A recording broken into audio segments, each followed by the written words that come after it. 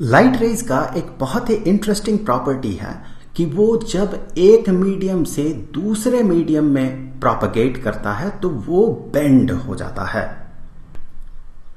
ये बेंड होना उस लाइट रे का फ्रीक्वेंसी या वेवलेंथ पे डिपेंड करता है। जिस लाइट रे का फ्रीक्वेंसी ज्यादा है या फिर कहें वेवलेंथ कम है वो ज्यादा डेविएट करता है।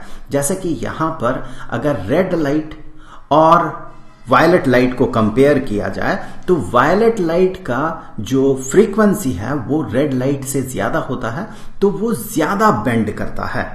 इसी प्रॉपर्टी के कारण एक प्रिज्म के थ्रू जब व्हाइट लाइट पास होता है तो वो अलग अलग कंस्टिट्यूएंट कलर्स में स्प्लिट कर जाता है, क्योंकि व्हाइट लाइट बहुत सारे लाइट मिलके बना है।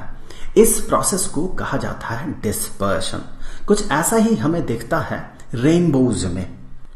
वैसे एक वीडियो में हमने रेनबोज कैसे बनता है इस पे काफी डिटेल्स में बात किया है। उस वीडियो को देखने के लिए आप यहां पर आई बटन में क्लिक करके उस वीडियो को देख सकते हैं।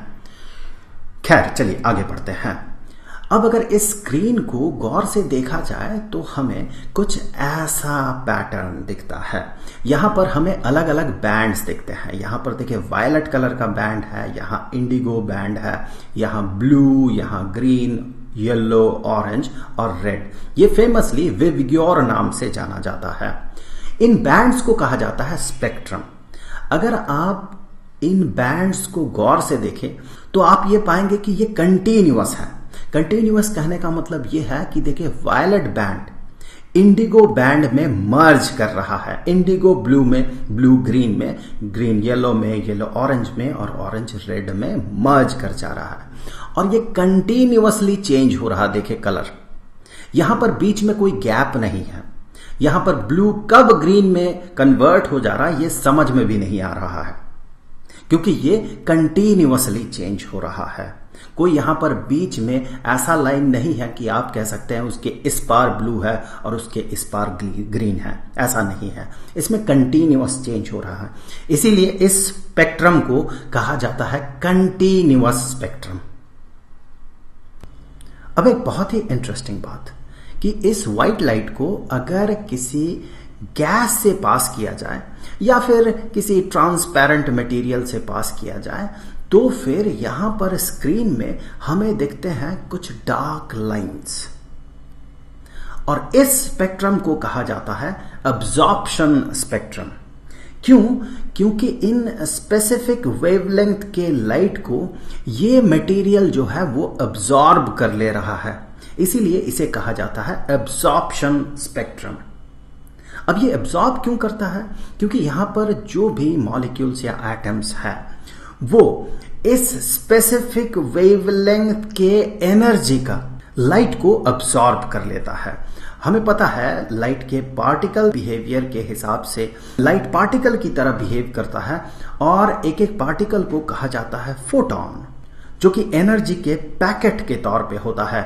और एक एक फोटॉन का एनर्जी होता है प्लांक्स कांस्टेंट इनटू उस फोटॉन का, दैट मीन उस लाइट का जो फ्रीक्वेंसी है वो। तो इन स्पेसिफिक फ्रीक्वेंसी के साथ एसोसिएटेड जो एनर्जी है उतना एनर्जी यहां के एटम्स या मॉलिक्यूल्स जो भी है वो अब्सॉर्ब कर ले रहा है। मजेदार बात यह है कि इसका एक ऑपोजिट फेनोमेनॉन भी है। अगर किसी गैस को यहां पर एक्साइट किया जाता है, हीट प्रोड्यूस करके उसे एक्साइटेड स्टेट में भेजा जा सकता है, तो अगर इसे एक्साइट किया जाता है, यहां मान ले गैस है इस कंटेनर में, उसे अगर एक्साइट किया गया तो यहां से निकलता है कुछ लाइट रेज। अब स्क्रीन में अगर उसे ऑब्जर्व किया जाता है तो ऐसे कुछ लाइंस हमें दिखते हैं। इन लाइंस को कहा जाता है एमिशन स्पेक्ट्रम। ऐसा क्यों कहा जाता है? क्योंकि यहां से वो मॉलिक्यूल्स या एटम्स जो भी है वो इन लाइट्स को एमिट कर रहा है और वही हमें स्क्रीन में दिख रहा है। इसीलिए इस स्पेक्ट्रम का नाम है एमिशन स्पेक्ट्रम। इसे लाइन एमिशन स्पेक्ट्रम भी कहा जाता है और साथ ही साथ इसे एटॉमिक स्पेक्ट्रम भी कहा जाता है। यहां भी थ्योरी कुछ उसी तरह का है।